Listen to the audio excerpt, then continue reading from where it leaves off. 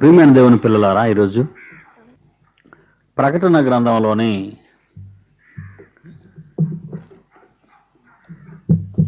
ఎంపిక చేసిన పాఠాలలో సూర్యుని ధరించిన స్త్రీ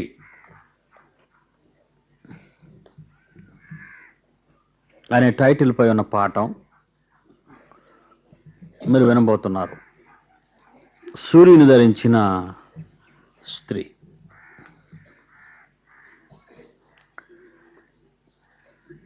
ప్రకటన గ్రంథం 12వ అధ్యాయంలో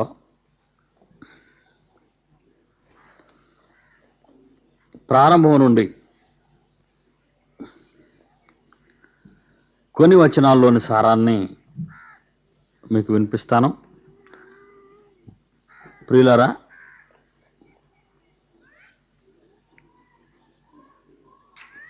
అన్ని విషయాలు ఒకేసారి మనం ఆలోచించలేం. కొద్ది కొద్దిగా మీకు ఈ ఆహారాన్ని పెడుతున్నాను. ఎక్కువైతే సహించలేరు. ఈ 6 రోజుల్లో ప్రకటన గ్రంథం అంతా రాదు. 22 అధ్యాయాలతో కూడుకున్న ఈ గ్రంథం 65 పుస్తకాలతో సంబంధం కలిగి ఉంది. మర్చిపోకండి. దేవుని సంకల్పానుసారము ఒకే తండ్రి పరిశుద్ధాత్మ ప్రేరణతో మనుషులను ప్రేరేపించి ఈ మహావేదాన్ని ఆయా కాలాల్లో ఆయా వ్యక్తుల ద్వారా ఆయా ప్రదేశముల నుండి వ్రాయించి అందించిన మహోన్నతమైన జ్ఞానం ఇది. ప్రకటనలోని 22 అధ్యాయాలతో మిగిలిన 65 పుస్తకాలు సంబంధాన్ని కలిగి ఉన్నాయి. అందువలన Bible answer to the Bible, వాక్యమునకు వాక్యమే సమాధానం చెప్పాలే తప్ప వాక్యానికి మానవ జ్ఞానం జోడించకూడదు. మానవ కల్పితాలు కానీ మానవ ఆలోచనలు కానీ అతికించకూడదు. అందువలన ప్రకటన గ్రంథం అంతా చెప్పేయండి, ఎందుకు చెప్పకూడదు అని చాలామందిలో అపోహలు ఉండొచ్చు. ఒకేసారి వాటిని చెప్పటం చాలా కష్టం. అంచెలంచెలుగా పజిల్ని ఛేదించుకుంటూ మనం వెళ్ళాలి. 22 అధ్యాయాల్లో 22 ముక్కల్లో చెప్పొచ్చు, కానీ మీకు అది అర్థం కాదు. అందువలన అత్యవసరమైన సందర్భాలను బయటకు తీసి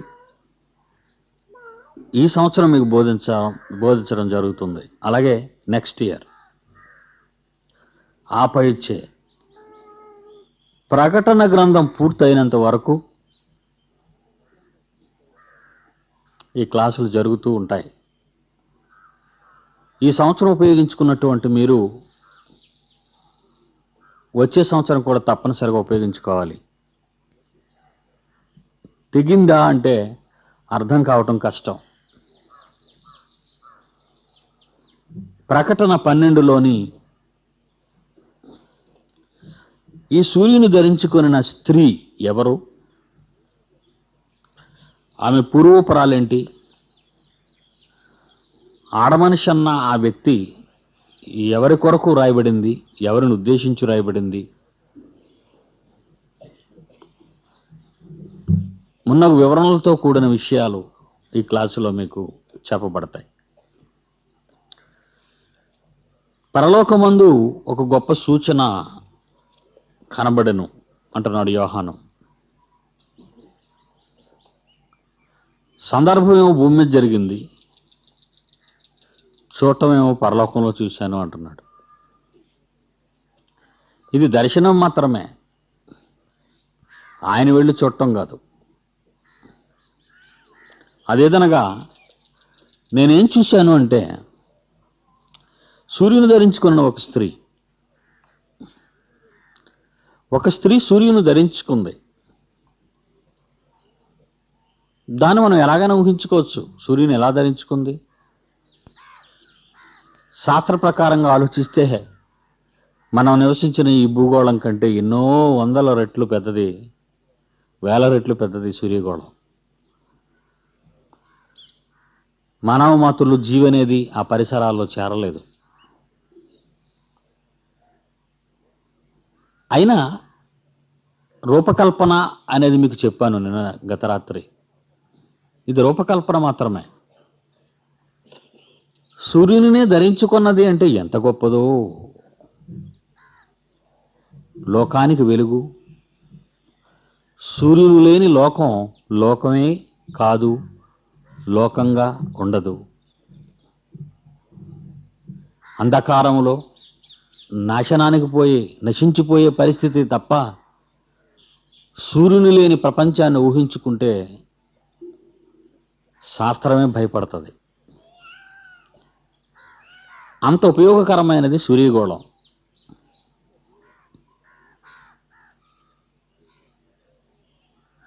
అలాంటి సూర్యగోళాన్ని ధరించుకుంది ఆమె పాదముల కింద చంద్రుడు అంటున్నాడు. మళ్ళా ఆమె పాదముల కింద చంద్రుడును, శిరస్సు మీద 12 నక్షత్రముల కిరీటమును ఉండెను. ఆమె కాళ్ళ కింద చంద్రబింబం, ఆమె నెత్తిన ఉన్న కిరీటానికి 12 నక్షత్రాలు. అంటే అంతరిక్షానికి సంబంధించిన వస్తువులను ఉపయోగిస్తున్నట్టుగా కనబడుతుంది. అంటే ఉన్నతమైనది అని, అపూర్వమైనది అని, ఆలోచించవలసినది అని.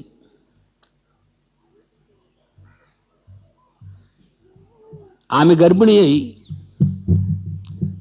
ఈ పరిస్థితుల్లో ఆమె గర్భవతి అయిన ఆమె ప్రసవ వేదన పడుచు, సూర్యుని ధరించి 12 నక్షత్రాల కిరీటంగా పెట్టుకొని చంద్రమండలం మీద కాళ్ళిడిన ఈమెకు గర్భవేదన. ఆ నిప్పులకు కేకలు వేయించుటను యోహాను గారు తన దర్శనంలో ఆమె కేకలు వేస్తుంది. ప్రసవ వేదన టైం. అంతర పరలోకం ముందు ఇంకొక సూచన కనబడెను. ఇదిగో ఎర్రని మహాఘట సర్పము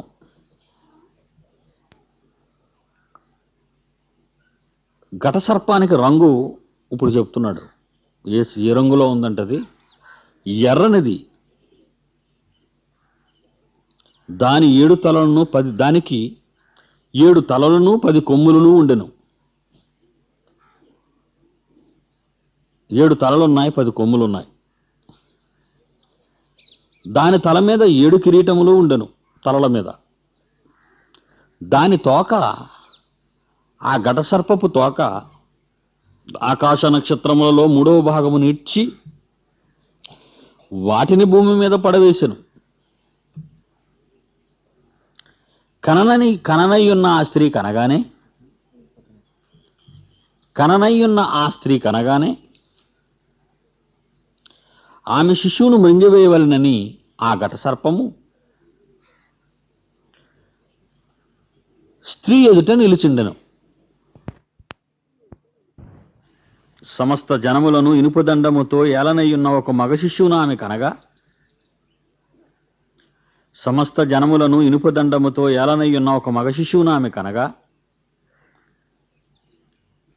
ఆమె కనిన శిశువు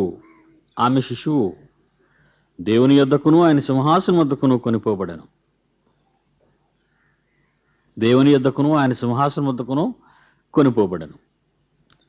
ఆ స్త్రీ అరణ్యమునకు పారిపోయాను.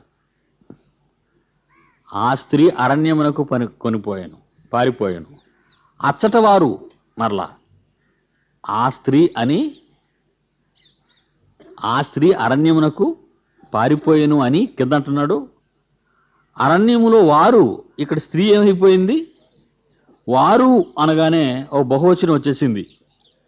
స్త్రీ అంటే స్త్రీ కాదు, ఎవరో అని ప్లోరలో బహువచనం, చాలామంది అనే పదాన్ని ఇమీడియట్గా ప్రయోగించాడు.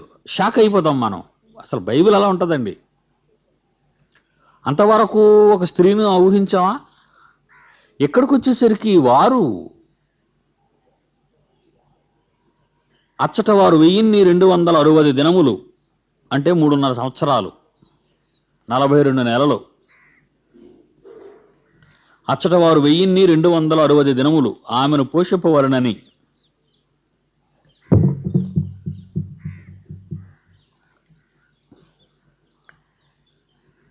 దేవుడు ఆమెకు ఒక స్థలము సిద్ధపరచి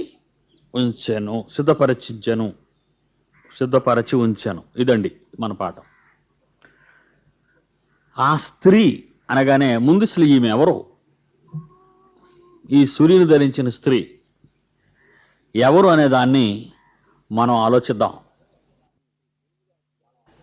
పరమగీతం 8వ అధ్యాయం 5వ వచనాన్ని కూడా చూద్దాం. పరమగీతం 8వ అధ్యాయం 5వ వచనం. తన ప్రియుని మీద ఆనుకొని అరణ్య మార్గమున వచ్చినది ఎవతే. జల్దారు వృక్షము క్రింద తన ప్రియుని మీద ఆనుకొని అరణ్య మార్గమున వచ్చినది ఎవరు? ఏమైనా ఆలోచన ఉందా మీకు? ఇశ్రాయేలీలు 40 సంవత్సరాలు ఆయన మాటకు లోబడి వాగ్దానము చేయబడిన వాగ్దత్త దేశములోనికి దేవుడు ప్రేమించిన ప్రియమైన పిల్లలు ఇశ్రాయేలీయులు. ఈ ఇశ్రాయేలీయులను ప్రియుడు ప్రేమించిన ప్రియురాలిగా, ప్రియ సఖిగా ఎంత అభినందించాడో దేవుడు.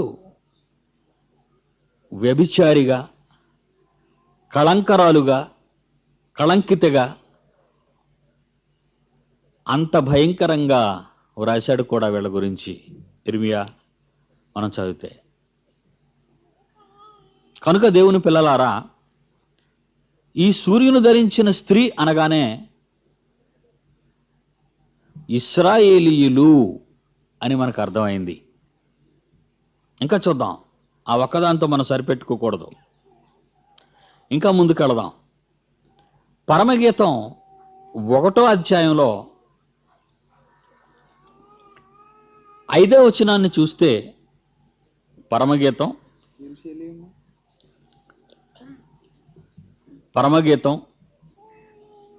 1వ అధ్యాయం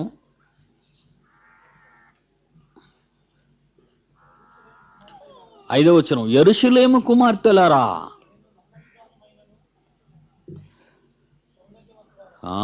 ఇశ్రాయేలు దేశానికి ముఖ్య పట్టణం యెరూషలేము. దానికి ఒక ప్రాధాన్యత ఉంది. అది మహారాజు పట్టణం అంటాడు. అందున్న ఆడవాళ్లతో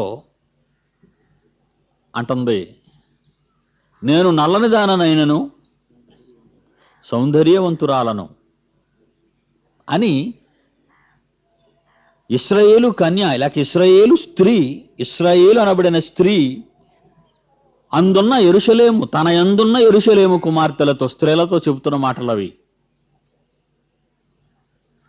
కనుక ఈ స్త్రీని మనం ఆలోచిస్తే ఇశ్రాయేలు స్త్రీగా, ఇశ్రాయేలు జనాంగాన్ని స్త్రీగా ఈ రూపకాలంకారంలో చెబుతున్నట్టు మనకు కనబడుతుంది. ఆమె గర్భిణి అయింది. ఇశ్రాయేలు స్త్రీ గర్భవతి అయింది. గర్భవతి అయిన ఆమె ప్రసవ వేదన పడుతుంది. ఇక్కడ 2వ వచనంలో, ప్రకటన 12:2లో ఆమె గర్భిణి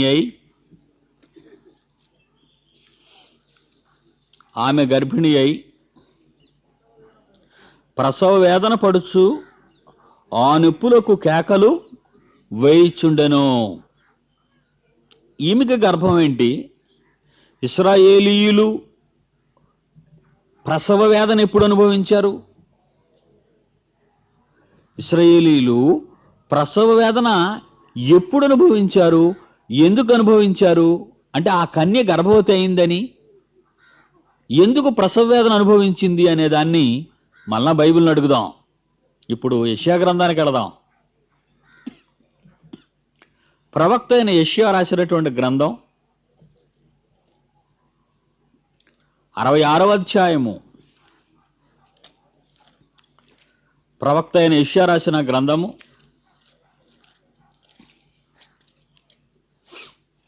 66వ అధ్యాయము 7వ వచనము నుండి 10వ వచనం వరకు చదువుకుందాం. ప్రసవ వేదన పడక మునుపు ఆమె పిల్లలను నువ్వు చదువు, దగ్గర నోటి చదివితే నాకు క్లియర్గా ఉంటది.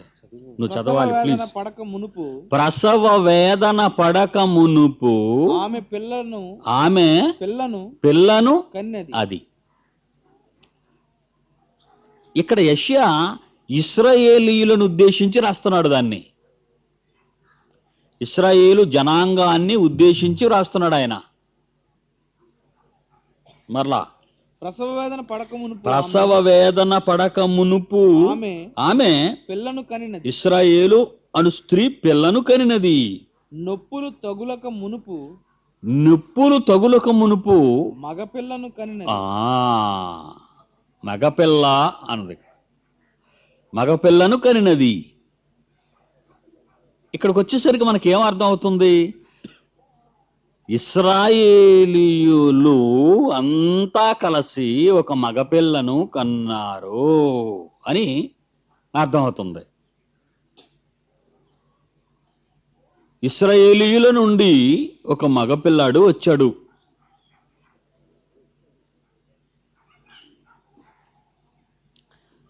మీకా గ్రంథానికి వెళదాం. మీకా గ్రంథం 4వ అధ్యాయము. మీకా గ్రంథం 4వ అధ్యాయం 10వ వచనము. అంటే మీరు యెషయా 66 7 నుంచి 10 వరకు మీరు చదువుకోవచ్చు. మీకు రెఫరెన్స్ కోసం చెప్పాను. అది మన పాయింట్ వచ్చింది కనుక నేను అక్కడికి అది కట్ చేశాను. ఇప్పుడు మీకా గ్రంథం 4వ అధ్యాయం 10వ వచనం. సియోను కుమారి, ఇశ్రాయేలీయులను గురించి మాట్లాడుతూ, సియోను కుమారి ప్రసూతి స్త్రీ వలనే నీవు వేదనపడి ప్రసవించుము అన్నాడు అని మరొక చక్కటి మాట చెప్పాడు. నీవు పట్టణము విడిచి బయట వాసము చేతు అన్నాడు. ఎప్పుడు? ప్రసూతి స్త్రీ వలె నీవు వేదనపడి ప్రసవిస్తావు. నీవు పట్టణము విడిచి బయటకెళ్ళి నివాసం చేస్తావు. ప్రకటన 12 మాత్రం అప్పుడు మీరు అలా చేయి పెట్టుకొని ఉండండి. అక్కడ ప్రకటన 12లో మాత్రం అలా ఫింగర్స్ పెట్టుకొని ఉండాలి. దాన్ని మాత్రం మూసేయకండి. 12 ప్రకటన 12లో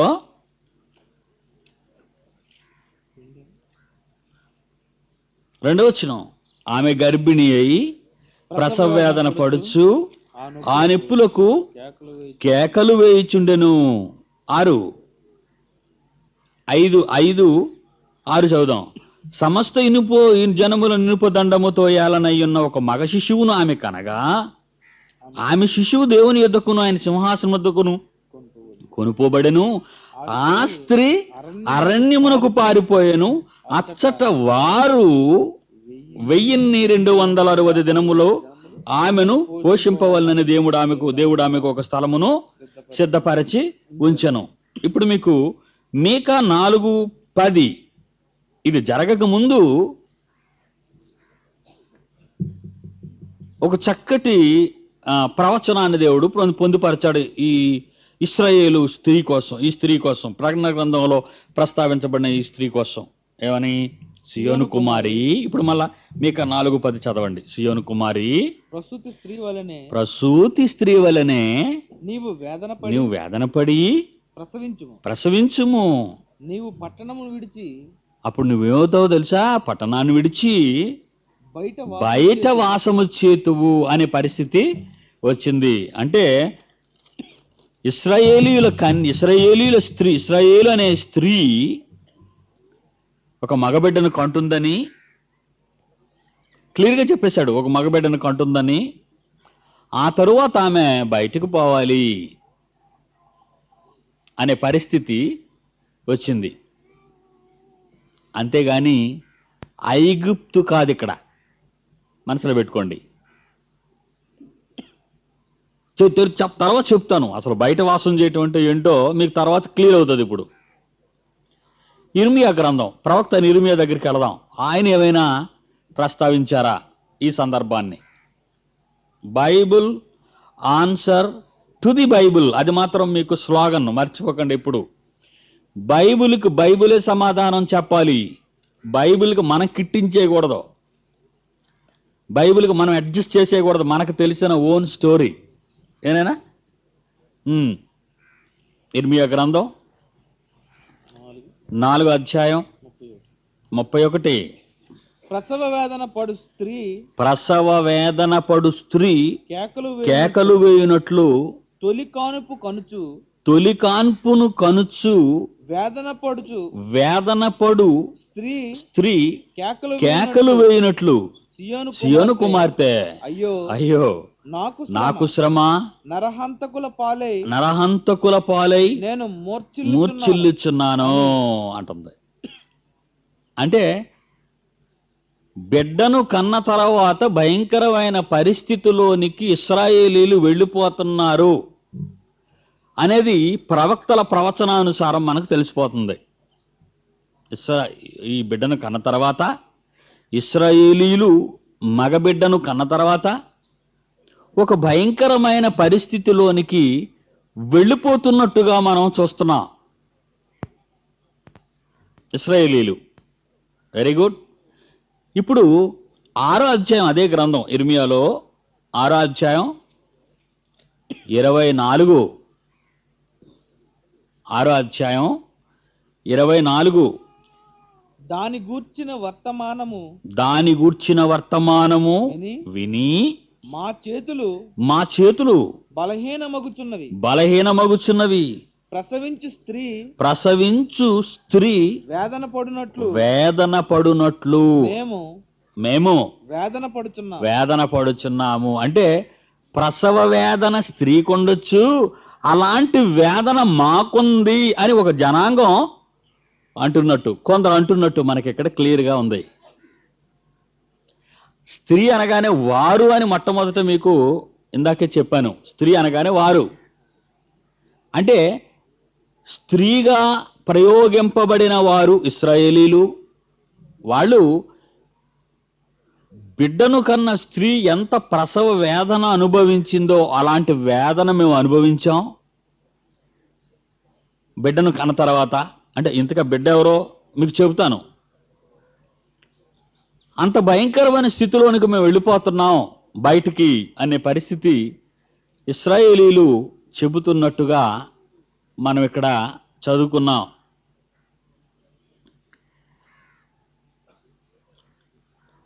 ఇకపోతే కంటిన్యూ ఉండడానికి బిడ్డ గురించి కొంచెం మాట్లాడుకుందాం.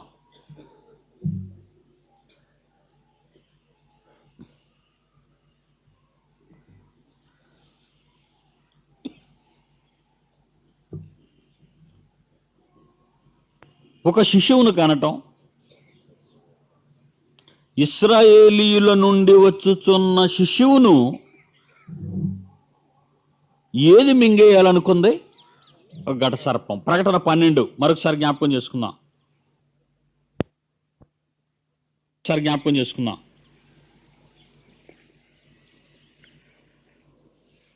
ప్రకటన 3లో, ప్రకటన 12లో 3వ వచనం.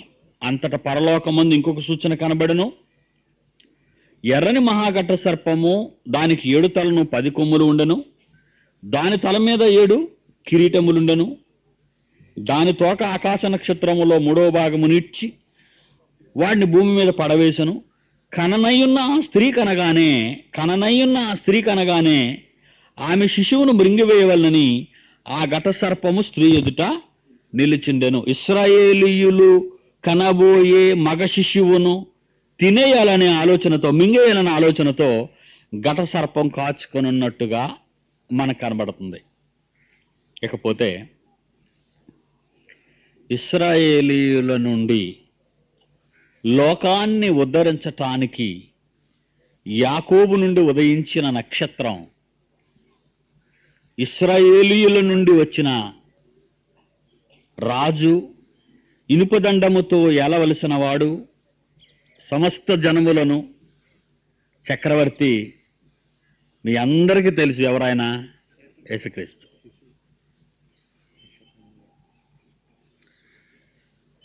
యేసుక్రీస్తు ఇశ్రాయేలీయుల నుండి వచ్చాడా, అన్యజనుల నుండి వచ్చాడా? షూర్. అబ్రహాము ఇస్సాకును కన్నాడు, ఇస్సాకు యాకోబును కన్నాడు. యాకోబుకి ఇశ్రాయేలు అని దేవుడు పేరు పెట్టాడు. ఇశ్రాయేలుకు 12 మంది కుమారులు.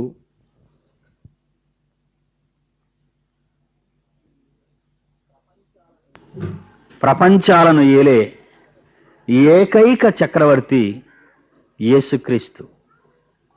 యోహాను సువార్త 18వ అధ్యాయం.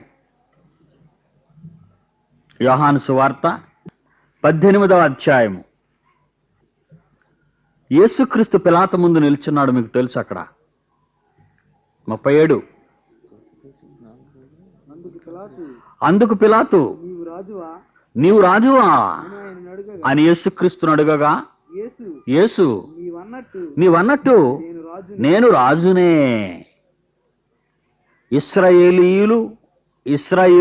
ఇశ్రాయేలు స్త్రీ కన్న మగ శిశువు, ప్రవక్తల ప్రవచనాలలోని ప్రసవ వేదనతో కనబడిన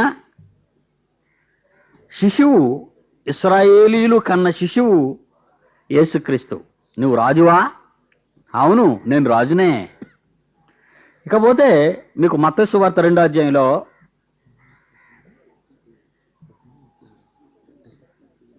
మత్తయి సువార్త 2వ అధ్యాయం. తూర్పు దేశపు జ్ఞానులు హేరోదును సందర్శిస్తూ ఒక మాట అన్నారు. ఆయన వాళ్ళ 2వ వచనం, 2వ అధ్యాయం 2వ వచనం. యూదులు రాజుగా పుట్టినవాడు ఎక్కడ ఉన్నాడు? అది ఆయన రాజు. ఇప్పుడు ప్రకటన 12 చూడండి మరొకసారి. ప్రకటన 12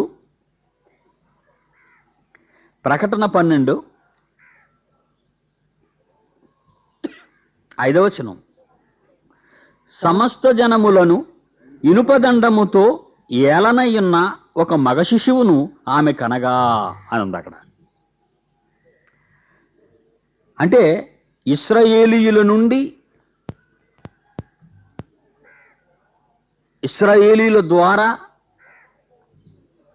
లోకానికి వచ్చినటువంటి వారు, రాజుగా ఉన్నవారు, లోకమంతటిని ఏలవలసిన వారు, లోకమంతటిని ఇనుపదండముతో ఏలవలసినటువంటి వారు యేసుక్రీస్తు వారుగా మనకు కనబడుతున్నారు. స్త్రీ అనగానే మరియమ్మని ఒకవేళ మనం అనుకుంటే అది విత్డ్రా చేసేసుకుందాం.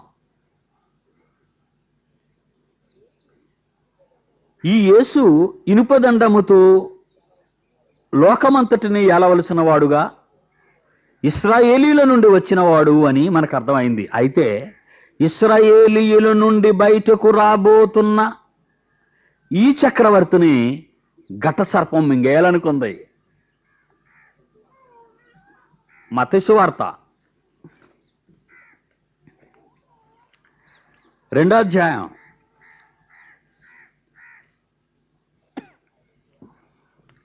మత్తయి సువార్త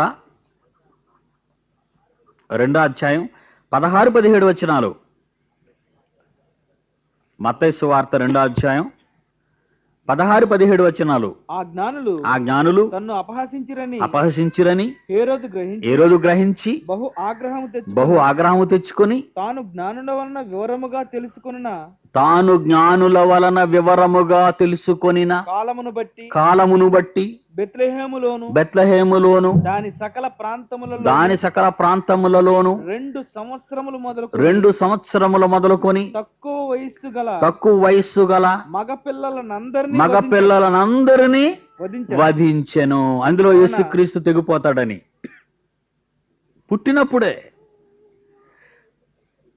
పుట్టినప్పుడే యేసుక్రీస్తు తెగిపోవాలి. 2 సంవత్సరముల లోపున్న మగ పిల్లలనందరినీ వధించాడు. అందువలన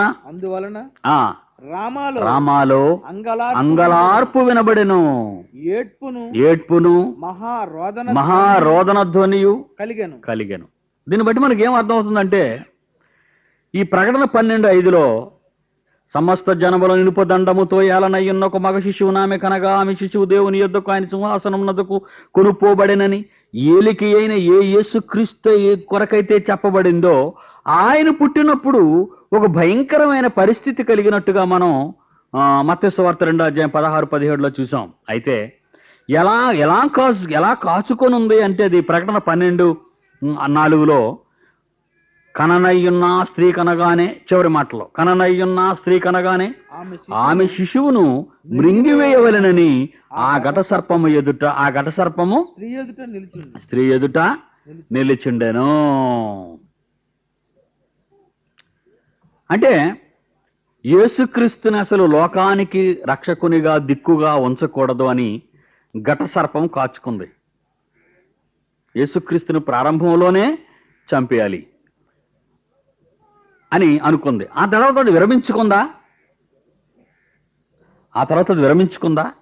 చిన్నప్పుడు యేసుక్రీస్తు చంపబడలేదని విరమించుకుందా? ఎన్నోసార్లు యేసుక్రీస్తు మీద హత్యా ప్రయత్నం జరిగింది. కొండపేట నుంచి తిరగేసి చంపేయాలని, రాళ్లతో కొట్టి చంపేయాలని, చివరికి ఎన్నో కుట్రలు విఫలమైనందున యేసుని సిలువకు అప్పగించే కార్యక్రమం వరకు తన పథకాన్ని కొనసాగించింది. ఆ తరువాత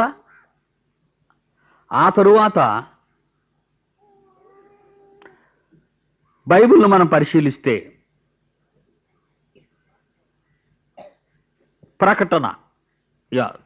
లోకాసు వార్త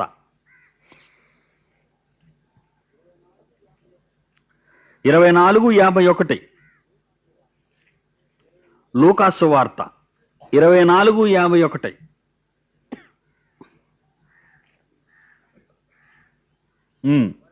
వారిని ఆశీర్వదించుచుండగా ఆయన వారిలో నుండి ప్రత్యేకింపబడి యేసుక్రీస్తు వారు ఆయనను సాగనంపడానికి వచ్చిన వారి నుండి వేరై పరలోకమునకు ఆరోహణుడాయను. ఉందండి, పరలోకమునకు ఆరోహణుడు ఆయను. మార్కు సువార్త 16:19. మార్కు సువార్త 6:19. మార్కు సువార్త 16:19. ఇలాగూ ప్రభువైన యేసు వారితో మాట్లాడిన తరువాత పరలోకమునకు చేర్చుకొనబడి దేవుని కుడిపార్శ్వమున ఆసీనుడయ్యను. ప్రకటన 12:5లోని మాట మరలా జ్ఞాపకం చేసుకోండి. ఈ మాటలు చదివి మరలా ప్రకటన 12:5. సమస్త జనముల నినుపదండముతో ఏలనయ్యున్న ఒక మగ శిశువును ఆమె కనగా ఆమె శిశువు దేవుని యొద్దకును ఆయన సింహాసనమునొద్దకును కొనిపోబడెను అనేది లింక్ అయింది ఇక్కడ. దీనిని బట్టి ఆలోచిస్తుంటే ఇశ్రాయేలీయుల నుండి లోకానికి వచ్చినటువంటి యేసుక్రీస్తు లోకమంతటికి రారాజుగా ఉండి లోకమంతటిని ఎలబోతున్నటువంటి ఆయన ఇశ్రాయేలు నుండి రాబోతున్నాడనే సంగతి ఎరిగి ఇశ్రాయేలుకు మహావేదన కలిగింది. ఆ వేదనలో నుండి వచ్చిన యేసుని నాశనము చేయాలనుకునే ఆది ఘట సర్పం విఫలమైంది. ఇక ఇది ఎలాగూ మృంగాలనుకుంది. ఈ స్త్రీని ఎందుకు, ఇశ్రాయేలీని ఎందుకు దూరంగా ఉంచాలి, కొంతకాలం ఎందుకు అవసరం విశ్రాంతి స్త్రీకి? ప్రకటన 12:6 సందర్భాన్ని ఆలోచిస్తే, ఆ స్త్రీ అరణ్యమునకు పారిపోయింది. ఆ స్త్రీ అరణ్యమునకు పారిపోయింది. ఎప్పుడు? ఇశ్రాయేలీలు యేసుక్రీస్తుని కన్న తర్వాత. అంటే ఇశ్రాయేలీల నుండి, యూదుల నుండి యేసుక్రీస్తు బయటకు రాగానే యూదులకు ఎలాంటి భయంకరమైన పరిస్థితులు ఏర్పడ్డాయో అన్నది మనకి ఆలోచన వస్తున్నట్టుగా ఉంది. ఆయనను కన్న తర్వాత, అంటే ఇశ్రాయేలీల నుండి అనగా యూదుల నుండి యేసుక్రీస్తు వచ్చిన తరువాత, ఆయన తండ్రి వద్దకు వెళ్ళిపోయిన తరువాత భయంకరమైన పరిస్థితులలోకి యూదులు జారిపోయినట్టుగా మనకి ఇక్కడ అర్థమవుతుంది. చూద్దాం. 2 కొరింథీయులకు రాసిన పత్రిక 11వ అధ్యాయం 23-26. 2 కొరింథీయులకు రాసిన పత్రిక 2 కొరింథీయులకు రాసిన పత్రిక 11వ అధ్యాయము 23-26. వారు క్రీస్తు పరిచారకుల ఇశ్రాయేలీయులలో బెన్యామీను గోత్రమునకు చెందిన అపోస్తలుడైన పౌలు యేసుక్రీస్తును నమ్మి ప్రకటించినందుకు ఆనాటి జనాంగం లేదా ఘట సర్పం తన అనుమాయులైన వారితో ఎలాంటి హింసలు కలుగ చేసిందో ఆయన నమ్మిన వారికి అనేది పౌలు జీవితాన్ని కొంతవరకు మనం ఆలోచించవచ్చు. వారు ఇశ్రాయేలీల వెర్రివాని వలె మాట్లాడుచున్నాను, నేనును మరి ఎక్కువగా క్రీస్తు పరిచారకుడును, మరి విశేషముగా ప్రయాసపడితిని, అనేక పర్యాయములు చెరసాలలో ఉంటుని, అపరిమితముగా దెబ్బలు తింటిని, అనేక మారులు ప్రాణాపాయములలో ఉంటిని, యూదుల చేత 5 మారులు ఒకటి తక్కువ 40 దెబ్బలు తింటిని, ముమ్మారు బెత్తములతో కొట్టబడితిని, ఒకసారి రాళ్లతో కొట్టబడితిని, ముమ్మారు వాడపగిలి శ్రమపడితిని, ఒక రాత్రింబగళ్ళు సముద్రములో గడిపి. ఇవన్నీ ఆలోచిస్తుంటే ఆయనను నమ్మినందుకు, ఆయన కొరకు ప్రయాసపడినందుకు ఎన్ని చిత్రహింసలు అనుభవిస్తున్నారో ఆయన వారు అనేది ఇశ్రాయేలీయులలో బెన్యామీను గోత్రానికి చెందిన అపోస్తలుడైన పౌలు వివరణ మీరు విన్నారు. ఇప్పుడు ఏ సుఖం లేదు, భయంకరమైన పరిస్థితిలోనికి పౌలు వెళ్ళిపోయాడు ఆయన గురించి చెప్పటం వలన. ఇశ్రాయేలీయులలో యేసు పుట్టిన తరువాత ఆయనను అంగీకరించిన వారు ఎన్ని శ్రమలు పాలయ్యారు అనేది ఇక్కడ చెప్పబడుతుంది. హెబ్రీ పత్రిక 11వ అధ్యాయం 36-39 వరకు చూస్తే, ఆయన పుట్టక ముందు ఎంత వేదన అనుభవించారు అనే దాన్ని, ఇశ్రాయేలీలు అనే దాన్ని వారి గురించి మనం కొంత వినగలం. ఇక్కడ హెబ్రీ పత్రిక 11వ అధ్యాయం 36 నుండి 39. మరికొందరు తిరస్కారములను తిరస్కారములను కొరడా దెబ్బలను మరి బంధకములను ఖైదును అనుభవించిరి.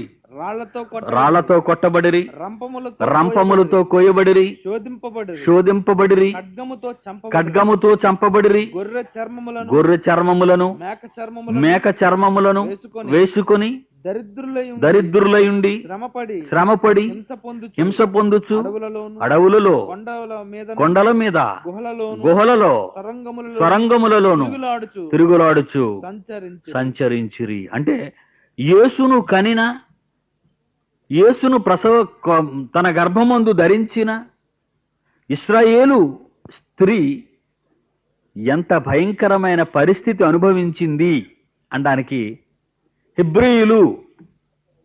హెబ్రీయులు అనగానే ఇశ్రాయేలీయులు అని మాత్రం మర్చిపోకండి. హెబ్రీయులు ఎవరో కాదు, వారు హెబ్రీయులా, నేనును హెబ్రీయుడనే ఇందాక మీరు చదువుకున్నారు. వారు ఇశ్రాయేలీయులా, నేనును ఇశ్రాయేలీయుడనే అంటున్నాడు.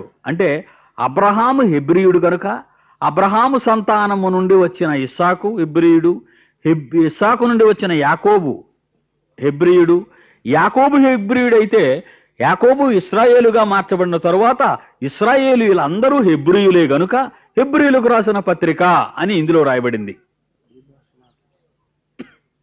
హెబ్రీ భాష మాట్లాడేవారు ఇశ్రాయేలీయులు, యూదులు, బెన్యామీను గోత్రికులు.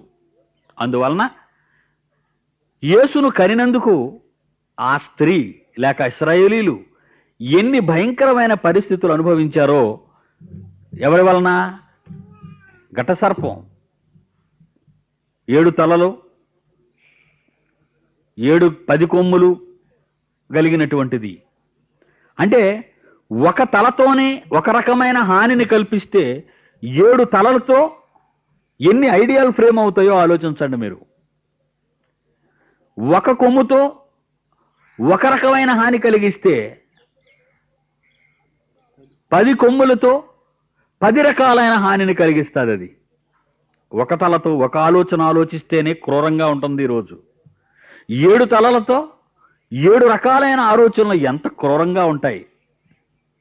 ఈ 7 అనే పదం ఆది కాండంలో మనకు కనిపిస్తుందండి. ప్రప్రథమంగా 7 దినములు, మొదటి దినము, 2వ దినము, 3వ దినము, 4వ దినము, 5వ దినము, 6వ దినము, ఇవన్నీ చేసి 7వ దినాన్నే దేవుడు ఎందుకు విశ్రమించాడు అని మనం కొంచెం మనసు పెట్టాలి. అంతటితో ఆపేదలుచుకున్నాడు అని అర్థం. 6 దినాలు ఆయన కార్యక్రమాలు చేశాడు. 7 ముగింపు దినం కింద పెట్టాడు. 7 అనే దానిని 7 అన్నదాన్ని ముగింపు దినంగా పెట్టాడు. అంటే ముగింపు అంటే పని అయిపోయింది అని అర్థం. ముగింపు అంటే పని అయిపోయింది. పని అయిపోయింది అంటే పూర్తయిపోయింది అని. పూర్తయిపోయిందంటే పూర్ణము అని అర్థం. 7 అనగానే పూర్ణమైనది అని అర్థం. మరి 8 ఉంది కదండి, 9 ఉంది కదండి, 10 ఉంది కదండి అని మీకు అనుమానం రావచ్చు. 8, 9, 10 మనం వేసుకున్న అంకెలు. మీకు అర్థమైందా? 8 నుంచి ఎవరు వేసుకున్నారు? మనం వేసుకున్నాం. 8, 9 అంటే దేవుడు ఆగిపోయినా మనిషి కొనసాగుతాడు అని అర్థం. మీకు అర్థమైంది కదండి? చూద్దాం రెఫరెన్స్. యోధా 3వ యోహాను, 2వ యోహాను చూడండి. 2వ యోహాను 9వ వచనం. 2వ యోహాను 9వ వచనమా? క్రీస్తు బోధయందు నిలిచియుండక దానిని విడిచి అదనమాట ముందునకు సాగు ప్రతివాడు. అంటే అర్థం ఏంటంటే దేవుడు బోధను ఓవర్టేక్ చేసే భక్తులు అని అర్థం. దేవుడు బోధ వస్తుంది కొంతవరకు, అక్కడితో దేవుడు ఆగిపోతాడు. కానీ వీడు ఆగడం. మీకు అర్థమైందా? దేవుని బోధ ఒక దగ్గరకు వచ్చేసరికి ఆగిపోద్ది. అంటే ఇది నీకు చాలు అని. కానీ మనిషి మాత్రం ఆగడం. నాకు ఇది చాలదు, నేను ఇంకా ముందుకెళ్తానంటాడు. అదే చెప్తున్నాడు. క్రీస్తు బోధ క్రీస్తు బోధ యందు నిలిచి ఉండక నిలిచి ఉండక దానిని విడిచి ముందునకు ముందునకు సాగు ప్రతివాడు దేవునిని ముందు తండ్రిని అంగీకరించని వాడు అని చెప్పేశాడు. మీకు అర్థమైందా? తండ్రిని అంగీకరింపని వాడు. అయితే ముందుకి ఎలా సాగుతారు అయ్య గారు? మాకు పెద్ద డౌటు. ఆ బోధన వదిలేసి ముందుకు సాగడం అన్నారు కదా, ఓవర్టేక్ చేయడం. ఒక ఓవర్టేక్ ఏమన్నా చెప్తారేంటి అని మీరు అడగొచ్చు, మీ మనసులో ఉండొచ్చు. చెప్తాను. ఒక స్త్రీ పట్టబడింది వ్యభిచారంతో. యేసు ప్రభు దగ్గర తీసుకొచ్చారు. మీలో పాపము లేనివాడు ఆమె మీద రాయ వేయవచ్చు అన్నాడు. ఆయన ఏం చేశాడు? ఆయన నేల మీద వంగి ఏమో రాయిచుండు. ఏమో వ్రాయించుడని ఉందా మీ బైబిల్లో? పలానది వ్రాయించుడని ఉందా? ఏమో వ్రాయించుడని ఉంది. యోహాను సువార్త 8వ అధ్యాయం 6వ వచనం. వంగి నేల మీద ఏమో వ్రాయించుండను అంటే మనకి చెప్పడం ఆయనకి ఇష్టం లేదు. అదే కదండి మరి. మనకు చెప్పటం అతనికి ఇష్టం లేదు కనుక ఏమో రాస్తుంది అబ్బాయి అన్నాడు మనతో. అప్పుడు ముందునకు సాగు భక్తులు ఎలాగుంటాడంటే, ఓరి పిచ్చోళ్ళారా, ఏమో అంటే ఏమనుకుంటున్నారు, వారి పాపాలు అంటాడు. మీకు అర్థమైందా? అంటే దేవుడు చెప్పని దానిని చెప్పేవాడు వీడు. పైగా వీడేటంటాడు, నాకు బయలుపరచబడింది అంటే పరిశుద్ధాత్మ దేవుడుకు బయలుపరచబడనది అయ్యగారికి బయలుపరచబడుతుంది. తండ్రి 7 పూర్ణం అన్నాడు. చాలు, 6 రోజులు పని చేశాను, 7 అనగానే పూర్ణం అయిపోయింది. పూర్ణం అయిపోయిన తర్వాత ఏనేమేది అన్నాం అనుకో, పో ఇక ఇంకా వదిలేడమే మనం. 7 అని దేవుడు ఆపేశాడు కనుక, 6 రోజులు పని చేశాడు కనుక, 7 విశ్రాంతి అన్నాడు కనుక అక్కడ గురించి మీరు మాట్లాడకూడదు, పూర్ణం అయిపోయింది. అందుకే 7 సంపూర్ణ సంఖ్య అన్నాం. దేవుడు సెటిల్ చేశాడు దాన్ని. 7లో ఆపేశాడు కనుక 7 అమ్మాయ ఆగిపోయింది, ఇక్కడతో పూర్ణం అయిపోయింది, పని అయిపోయింది, 7 పూర్ణ సంఖ్య అన్నాం. అంటే 7 అనగానే పరిపూర్ణమైన నంబర్ అని అర్థమైపోయింది మనకి. ఒకసారి ప్రకృతిని చూద్దాం,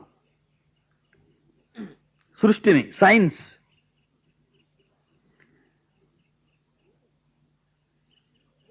ఈ భూమి సూర్యగ్రహము చుట్టూ తిరగడానికి ఎంతకాలం పడుతుందండి? 1 సంవత్సరం, అంతే కదండి. 1 ఇయర్. 1 ఇయర్ అని మనం అంటున్నాం చూసారా?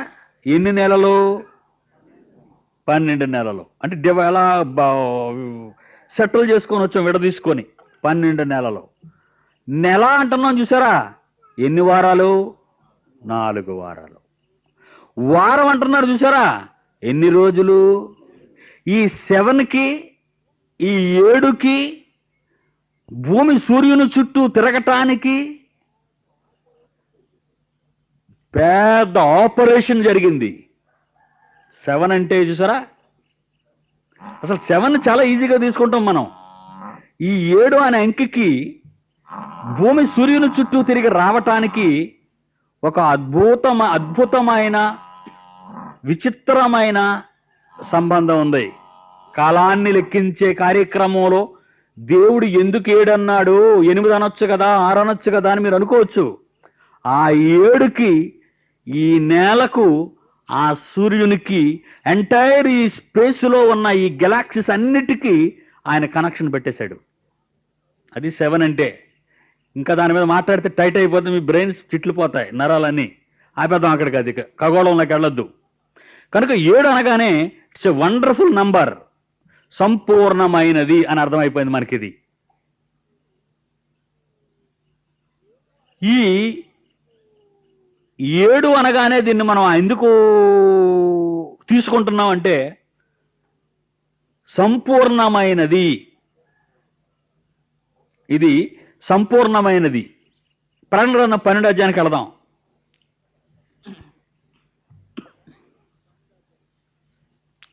ప్రకటన గ్రంథం 12వ అధ్యాయం 6వ వచనం. ఆ స్త్రీ అరణ్యమునకు పారిపోయెను. అచ్చట వారు 1260 దినములు అనగానే ఎన్నాళ్ళు వచ్చిందండి? 42 నెలలు 3.5 సంవత్సరాలు. 3.5 సంవత్సరాలు వదిలేయండి, సమ్ అనే దాన్ని వదిలేయండి. 3.5 అంటే 7లో ఎంత అన్నమాట? సగం. పూర్ణంలో సగం వచ్చింది.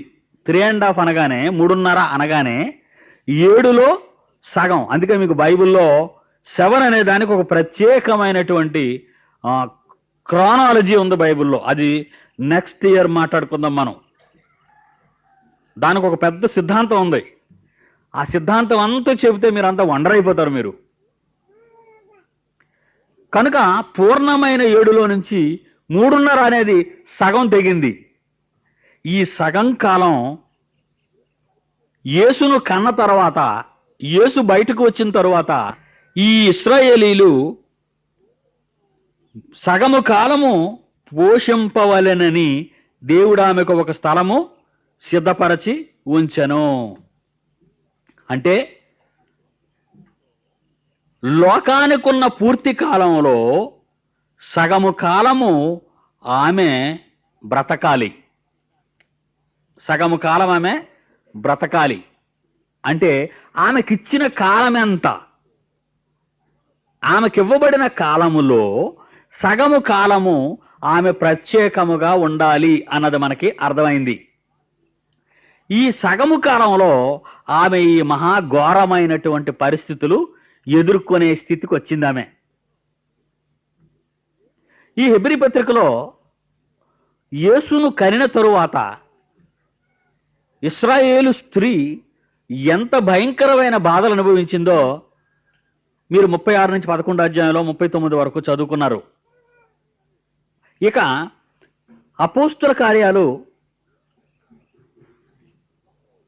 8వ అధ్యాయం 1వ వచనాన్ని పరిశీలిద్దాం. అపోస్తుల కార్యాలు 8వ అధ్యాయం 1వ వచనం.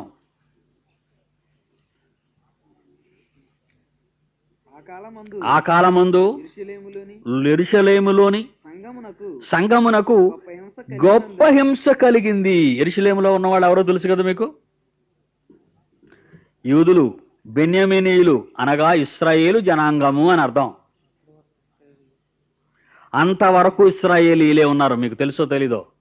అపోస్తుల కార్యము 10వ అధ్యాయములో కొర్నేలి అన్యజనుడు మొట్టమొదటిగా క్రైస్తవుడు అవుతాడు. అంతవరకు అన్యజనులైన వారిలో ఎవ్వరూ క్రైస్తవులు కాలేదు. ప్రప్రథమంగా కొర్నేలి అనే అన్యజనుడు అపోస్తుల కార్యం 10వ అధ్యాయంలో పేతురు రాక వలన అన్యజనులలో నుండి క్రైస్తవుడుగా మారతాడు.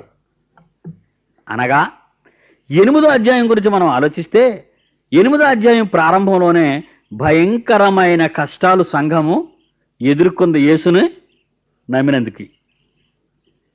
ఇశ్రాయేలు యేసును కన్నందుకు, ఇశ్రాయేలు యేసును నమ్మినందుకు భయంకరమైన కష్టాలు వాళ్ళు ఎదుర్కొన్నట్టుగా ఉంది. 8వ అధ్యాయం 1వ వచనంలో మళ్ళా చూడండి ఆ మాట. ఆ కాలమందు యెరూషలేములోని సంఘమునకు మామూలు హింస కాదు, గొప్ప హింస, భయంకరమైన హింస అనుభవించినట్టుగా మనం చూస్తున్నాం. యేసుక్రీస్తు అందుకే ఒక మాట చెప్పాడు ఆయన చనిపోక ముందు. యోహాను సువార్త 16వ అధ్యాయం 2వ వచనం చూడండి ప్రియులారా. యోహాను సువార్త 16వ అధ్యాయము 2వ వచనము. మిమ్మును చంపు ప్రతి వాడు. అప్పుడు ఎవరితో చెప్తున్నాడో తెలుసండి? ఇశ్రాయేలీలతో, తాను నమ్మిన యూదులతో, అక్కడున్న వారితో యేసు అంటున్నాడు, మిమ్మును చంపాలనుకునే ప్రతివాడు తాను దేవునికి సేవ చేస్తున్నానని అనుకొను కాలము వచ్చుచున్నది అన్నాడు. మిమ్మల్ని చంపేయాలనుకుంటారు. ఇక మిమ్మల్ని చంపేసి వాళ్ళు ఏమనుకుంటారో తెలుసండి? దేవునికి సేవ చేస్తాను అనుకుంటారట. నిజంగా భయంకరమైన నియంత ప్రపంచ చరిత్రలో హిట్లర్ జర్మనీ దేశస్థుడు మీకు తెలుసు. యూదులందరినీ ఆడు పట్టుకున్నాడు. వాడికి యూదులంటే ఎంత కక్షో. గర్భిణీ స్త్రీలను బట్టలు విప్పించి యూదులలో మగవాళ్లను బట్టలు ఊడదీసి గర్భిణీ స్త్రీలను పొట్టలో కత్తి దించి ఇలా చీల్చాడు, పైనుంచి కింద నుంచి పైకి బిడ్డ బయటకు వచ్చేసినట్టు. భయంకరమైన చిత్రహింసలకు మరి యూదులు, ఇశ్రాయేలీలు వెళ్ళిపోయారు. ప్రపంచ చరిత్ర మీరు ఆలోచిస్తే యూదులు, ప్రపంచ చరిత్ర, న్యూస్, యేసుక్రీస్తు తదనంతరం యూదులు భయంకరమైన కష్టాలు వచ్చాయి. మీరు అదే అపోస్తలుల 8వ అధ్యాయం 1వ వచనంలో చూశారు. గొప్ప హింస అలా కలగటం వలన యూదులు ఏమయ్యారు చూడండి. అక్కడ 8వ అధ్యాయం 1వ వచనం నుండి, గొప్ప హింస కలిగినందున అపోస్తలులు తప్ప అందరూ, అంటే యూదులందరూ, యేసును నమ్మిన ఇశ్రాయేలీయులందరూ అని అర్థం. యేసును నమ్మిన వారందరూ యూదయ సమరయ దేశములయందు చెదరిపోయిరి అంటున్నాడు. అంటే యేసును మింగాలనుకున్న ఘట సర్పం. ప్రకటన 12కి వెళ్ళిపోదాం మరలా మనం. యేసును మింగాలనుకుంది, అక్కడ కుదరలే. యేసు పరలోకానికి వెళ్ళిపోయాడు. ఇంకెవరున్నారు అన్నమాట కిందనే? యేసును కనిన ఇశ్రాయేలు ఉన్నారు. ఆ స్త్రీని చిత్రహింసలకు గురి చేసింది. ఇశ్రాయేలీలు, యూదులు ఎన్నో భయంకరమైనటువంటి బాధలు అనుభవించారు. ఇప్పుడు మీరు బైబిల్ రెఫరెన్స్ కూడా చూశారు మీరు. ఇక 4వ వచనం, దాని తోక ఆకాశ నక్షత్రములలో 3వ భాగము నీడ్చి వాటిని భూమి మీద పడవేసెను అంటున్నాడు. ఒక ప్రక్క ఏం చేస్తుంది? ఆకాశ నక్షత్రాలు. ఆ నక్షత్రాల్లో 3 వంతులు స్టార్స్ ఏం చేసిందట? అది రాలిపోయినట్లు చేసింది.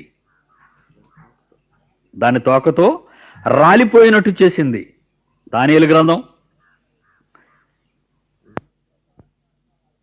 రూపకాలంకారంగా వాడబడింది. అంటే ఉన్నతమైన దశలో ఉన్న ఇశ్రాయేలీయులను రాల్చింది కిందకి. అందుకే అసలు నక్షత్రాలను దేవుడు దేనితో పోల్చాడు, ఎవరితో పోల్చాడు, ఏ క్యారెక్టర్తో పోల్చాడు అని మనం ఆలోచిస్తే దానియేలు గ్రంథం 12:3 వచనం చూడండి. దానియేలు గ్రంథం 12:3, బుద్ధిమంతులైతే ఆకాశ మండలములోని జ్యోతులను పోలిన వారై ప్రకాశించుదరు. నీతి మార్గమును అనుసరించి నడుచుకొనున్నట్లు ఎవరు అనేకులను తిప్పుదురో వారు నక్షత్రముల వలె అలాంటి వాళ్ళని కొట్టింది ఇది. ఏర్పరచబడిన వారిని సహితము మోసపరచుటకై అంటాడు. బైబిల్ ప్రయోగం ఇదంతా, ఆ బైబిల్లో ఉన్న పదాలు. అంటే దేదీప్యమానంగా ప్రపంచ జ్యోతులుగా ఉండవలసిన అనేక మందిని నేల రాలుపుతుంది ఈరోజు. అది నిజంగా దేవుని కోసం బ్రతకాలి అని అనుకుంటే వాళ్ళ పని అయిపోయినట్టే. బతకనివ్వదు, ఆనందంగా ఉండనివ్వదు. ఒక ఉద్యోగం రాదు, ఒక వ్యాపారంలో లాభం ఉండదు, ఇంట్లో సుఖం ఉండదు, ఒంట్లో బాగుండదు. ఈ వేళ నుంచి మీరు దాన్ని ఆలోచించండి. ఎందుకంటే అది మహాఘట సర్పం. దాని తోకతోనే 3 వంతులు నక్షత్రాలను కిందకు పడేసిందంటే మొత్తం వచ్చేస్తే మనం ఏమైపోతాం ఒకసారి ఆలోచించండి. అంతే, తోకిసిరితేనే 3 భాగాలు పడిపోతే మొత్తం దానికి అనుమతిగానే దేవుడు ఇచ్చాడంటే మనం అంతా సమూల ధ్వంసం. అంత భయంకరమైన స్థితి. ఓకే, క్యారెక్టర్ మరోసారి చూద్దాం. 8వ అధ్యాయం 10వ వచనం దానియేలు గ్రంథం 8వ అధ్యాయం 10వ వచనము. 8వ అధ్యాయం దానియేలు గ్రంథము 10వ వచనము. ఆకాశ సైన్యమునంటున్నంతగా ఆకాశ సైన్యమునంటున్నంతగా పెరిగి పెరిగి నక్షత్రములలో నక్షత్రములలో కొన్నిటిని పడవేసి కాళ్ళ క్రింద అణగద్రొక్కుచు అణగద్రొక్కుచుండెను అంటాడు. ఎంత పవరో! మరలా దానియేలు గ్రంథం 11 33వ వచనము 35వ వచనము. దానియేలు గ్రంథము 11వ అధ్యాయం 33, 35. జనములో బుద్ధిమంతులు అనేకులు బోధించుదురు గాని వారు బహుదినములు ఖడ్గము వలనను అగ్ని వలనను కృంగి చెరపట్టబడి హింసింపబడి దోచబడుదురు. ఉన్నతంగా దేవుని కోసం ఉండాలనుకునే వారందరినీ భయంకరంగా దోచుకొని భయంకరంగా హింసల పాలు చేస్తుంది అన్నట్టు మనకి ఇక్కడ కనబడుతుంది. మత్తయి సువార్త 24వ అధ్యాయం 9వ వచనము. మత్తయి సువార్త 24వ అధ్యాయం 9వ వచనం. మత్తయి సువార్త 24వ అధ్యాయం 9వ వచనం. అప్పుడు జనులు మిమ్మును శ్రమపాలు చేసి చంపెదరు. మీరు నా నామము నిమిత్తము సకల జనముల చేత ద్వేషింపబడుదురు. ఎడబాటు కాలము. ఆయనను కన్నందుకు ఇశ్రాయేలుకు వచ్చిన భయంకర కాలము. ఈరోజు ఆయన నమ్మినందుకు మనం అనుభవిస్తున్న దారుణమైన కాలం. అదే ఘట సర్పం. 7 తలలు అంటే పూర్ణమైనవి అని అర్థం. 7 తలకాయలతో అంటే పూర్ణమైన ఆలోచనలతో మంచి ప్రణాళికలతో నిన్ను దెబ్బతీస్తుంది, నిన్ను మోసం చేస్తుంది. దాని కొమ్ములతో నిన్ను ధ్వంసం చేస్తుంది. ప్రియమైన దేవుని పిల్లలారా, సూర్యుని ధరించిన స్త్రీ ఇశ్రాయేలు. ఆమె కన్న శిశువు యేసుస్వామి. ఆయనను కన్న తరువాత అనుభవించిన వేదన అటు యూదులదు ఇశ్రాయేలీయులది ఇటు మనది. ఇకపోతే ఆమె తల మీద 12 నక్షత్రములు అనే పదం ఉపయోగించబడిందా? అర్థమైంది కదండి. 2వ వచనంలో 1వ వచనంలో శిరస్సు మీద 12 నక్షత్రముల కిరీటము ఉండెను అంటే 12 నక్షత్రాలు అనగా 12 గోత్రాలకు చెందిన ఇశ్రాయేలీయులు అని అర్థం. కిరీటము అనగా పరిపాలన, అధికారము. ఇశ్రాయేలీయులు కనబోయే ఆయన 12 నక్షత్రాలతో కూడిన. ఒక మాట మనకు తెలుసు, యోసేపు గారు కలగంటారు, మీకు గుర్తుందా? ఆ కలలో మిగిలిన నక్షత్రాలు ఆయనకి నమస్కరిస్తున్నాయి అంటాడు. అంటే ఆ నక్షత్రాలు ఇశ్రాయేలీయులను సంబంధించి అక్కడ అర్థమవుతుంది. ఆకాశమండలమందున నక్షత్రాలు ఉన్నతమైన స్వభావాన్ని కలిగి దేవుని కొరకు బ్రతికే గొప్ప వ్యక్తులను సూచిస్తుంది. నక్షత్రం అనగానే ఉన్నతమైన ఆ స్థానంలో లోకమంతటికి వెలుగిచ్చే గొప్పవిగా ఉన్నాయి. కనుక ఇశ్రాయేలు అనగానే స్త్రీ, ఆమె కన్న శిశువు యేసుక్రీస్తు, ఆ తరువాత అనుభవించే వేదనలు అపవాది వలన సంఘానికి అని మనకి ఈ పాఠం బోధిస్తుంది. దీని మీద మీరు ప్రశ్న వేయండి.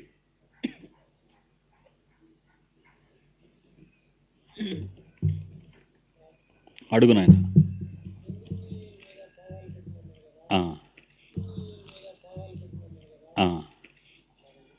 రూపకాలంకారంగా అనంత విశ్వంలో, సృష్టిలో ఇశ్రాయేలు యొక్క గొప్పతనాన్ని, ఎందుకంటే అబ్రహాముతో దేవుడు ఒక మాట అన్నాడు, నీ సంతానము వలన భూలోకమందలి సంతానములన్నింటినీ ఆశీర్వదిస్తాను అని. దానికి ఇశ్రాయేలీయులలో నుండి వచ్చిన యేసుక్రీస్తును నమ్మిన లోకములోని అన్యజనులందరూ అబ్రహాముకి పిల్లలయ్యారు. ఆమె యొక్క ఉన్నతిని, ఇశ్రాయేలు యొక్క ఉన్నత దశను చెప్పటానికి సూర్యబింబాన్ని ధరించినది, చంద్రుని మీద పాదములు పెట్టినది, నక్షత్రములను ధరించుకున్నది, ఆమె అధికారానికి, ఆమె సౌందర్యానికి, ఆమె తేజస్సుకి, ఆమె ఉన్నత స్థితికి కారణం అండి. అవన్నీ రూపకాలంకారంగా ప్రయోగించబడ్డాయి. లోకానికి సూర్యుడు, చంద్రుడు, నక్షత్రాలు ఎంత అవసరమో అలాంటి అవసరతతో ఉన్న ఈ ప్రపంచానికి యేసుక్రీస్తును కన్నా ఆ గొప్పది ఇశ్రాయేలు స్త్రీ అని చెప్పటానికి అది ప్రయోగించాడు అక్కడ గ్రంథకర్త. ఇంకా అర్ధకాలము అంటే 3.5 సంవత్సరాలలో 7 అన్నా. 7 అనగానే పూర్ణం అన్నాను. 7లో సగం 3.5. అరని అర్ధకాలం అన్నాడు ఆయన. ఆ అరని అర్ధకాలం అన్నాడు. ఎంతకు మీకు ఒక విషయం తెలియాలి. అంకెలు మీద మీ కాన్సన్ట్రేషన్ పెట్టొద్దన్నాను మొట్టమొదటే. ఎందుకంటే మొదటి దినం, రెండవ దినం, మూడవ దినం, నాలుగో దినాన్ని చేశాడు దేవుడు. అంటే అది ఏ దినం? ఆ దినాన్ని మన దినంతో లెక్కిద్దామా? ఆ దినాన్ని మన దినంతో లెక్కించుకుందామా? 24 hours a day, 24 గంటలకు ఒక దినమని మన దినంతో లెక్క పెడదామా దేవుడి దినాన్ని? ఆది కాండంలో 1వ అధ్యాయంలో చెప్పబడిన దినములు వేరు. ఆ తరువాత సూర్య చంద్ర భ్రమణ పరిభ్రమణ వలన, భూమి పరిభ్రమణ వలన వచ్చే దినములు వేరు. ఇంకొక విషయం, వెలుగు కలుగుగాక అన్నాడు దేవుడు. వెలుగు కలిగింది. కలిగిన తర్వాత అది మంచిదైనట్టు దేవుడు చూశాడు. ఉదయాస్తమయములు కలుగగా ఒక దినము ఆయను అన్నాడు. ఉదయాస్తమయాలు ఎలాగొచ్చి? సూర్యుడు చంద్రుడు ఉన్నాడు అప్పటికి. సూర్యచంద్రులు ఎప్పుడు కలిగారు? 4వ దినాన్ని. సూర్యుడు చంద్రుడు లేకుండా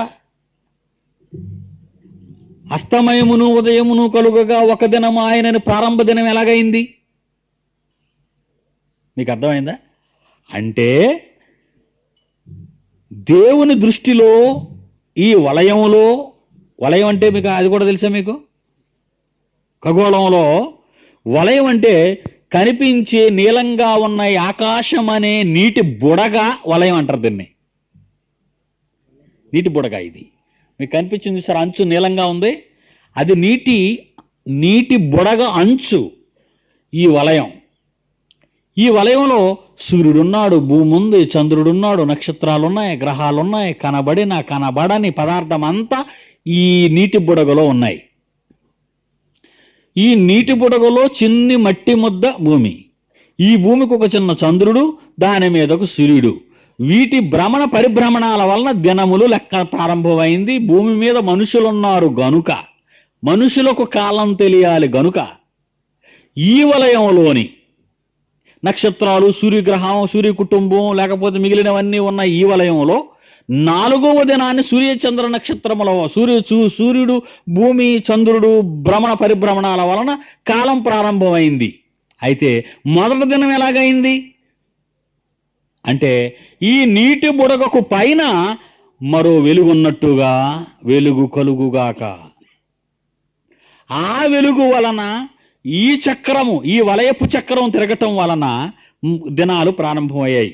అది ఎన్ని సంవత్సరాలు ఒక దినం?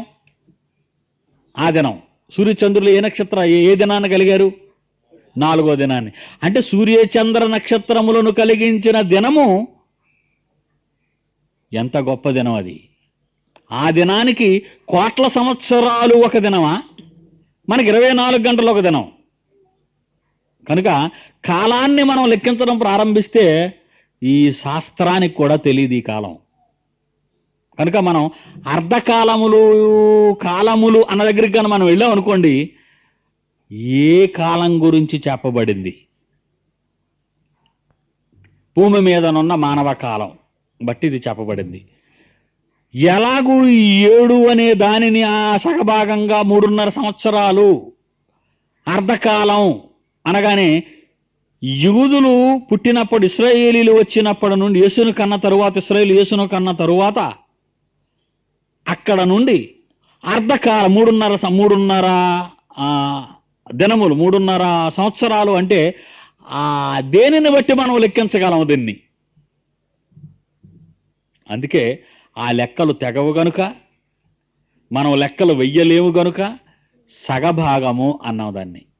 ఇశ్రాయేలీలు పుట్టినప్పటి నుండి యేసుక్రీస్తును ఇశ్రాయేలీల్లో నుండి ఆ స్త్రీ కన్న తరువాత సగము కాలము. అది ఎంత కాలం? 500 సంవత్సరాలు అవ్వచ్చు, 800 సంవత్సరాలు అవ్వచ్చు, ఏమండి 1000 సంవత్సరాలు అవ్వచ్చు, 2,500 సంవత్సరాలు అవ్వచ్చు. దాన్ని మనం చెప్పలేం.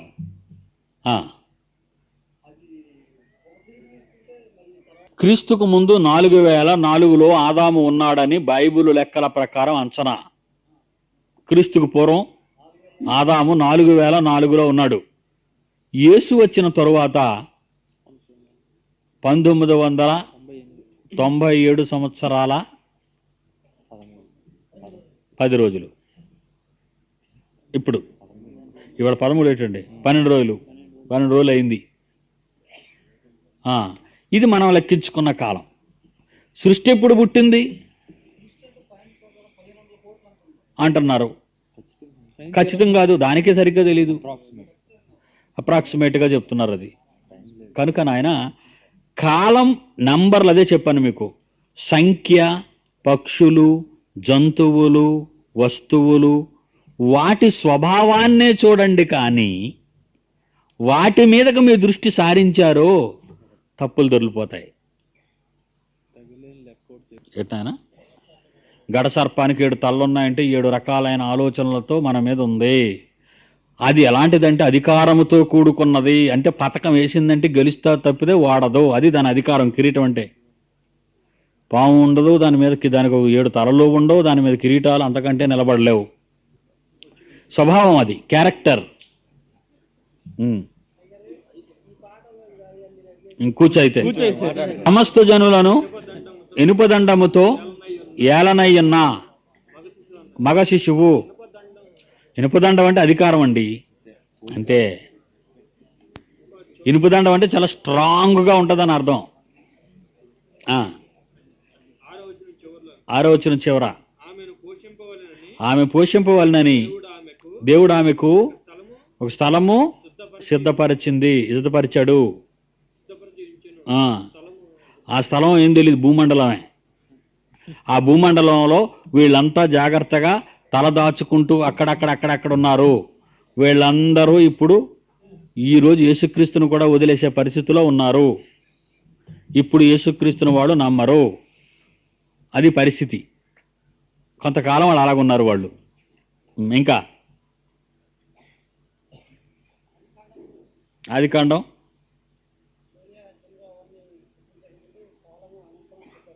అవును